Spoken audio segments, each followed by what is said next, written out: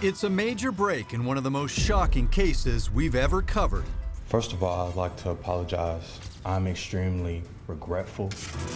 That was 19-year-old Cameron Irvin standing alongside his 23-year-old brother Christopher just days ago to express remorse for drugging, beating, stabbing, and trying to blow up their own mom and dad. And he said, I just tried to kill my parents. Who does that?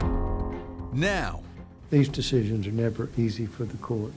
a verdict has finally been reached, and the full story can be told. I'm sorry. It was the horrific real-life drama that began with this chilling call to 911. Please send someone to my house. My children are trying to kill me. That's a terrified Yvonne Irvin saying what she fears may be her final words. They've attacked me and my husband. They drugged us with Xanax. And they've attacked us, and they're trying to kill us. Christopher, 22 at the time, and Cameron, 17, first tried to incapacitate their parents by drugging their food. Then, in a made-for-TV murder plot, they lit candles around the house, turned on the gas, and left their parents for dead. Cops say the boys then waited out front for the house to explode. When it didn't, they rushed inside and went on the attack. I don't know why they've done this. I really don't. I guess they assume they want the insurance money. I'm not sure. Yvonne managed to escape the brutal assault, running upstairs to the safety of her bedroom, where she called police.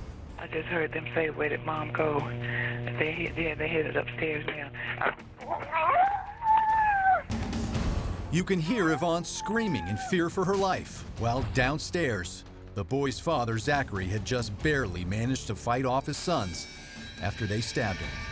These graphic crime scene photos shown recently in court reveal where a bloodied Zachary then ran into the garage and began honking his horn with the hopes neighbors would hear. We didn't hear any of that. We just felt that, maybe we could have done something to help. Cops arrived soon after, stopping the boys before they could finish their deadly plan. I've seen cases where children plot or try to kill their parents.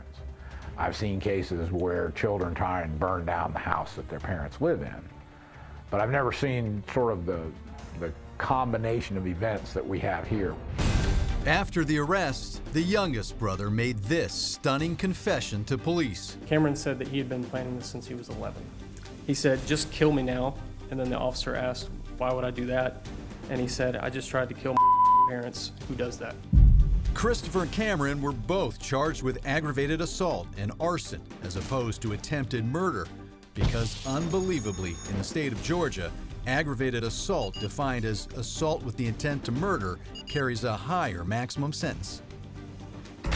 Though the DA had originally theorized the motive could have been anything from a strict upbringing to life insurance, as Yvonne had speculated on that 911 call.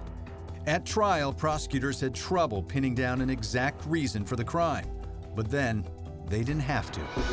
In a surprise to many, both Cameron and Christopher pled guilty to all charges.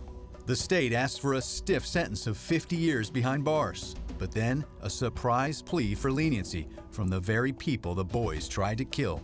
And I don't see myself as a victim. I'm a father first. Both Yvonne and Zachary take the stand to say they forgive their boys and to ask for a reduced sentence of 10 years plus probation.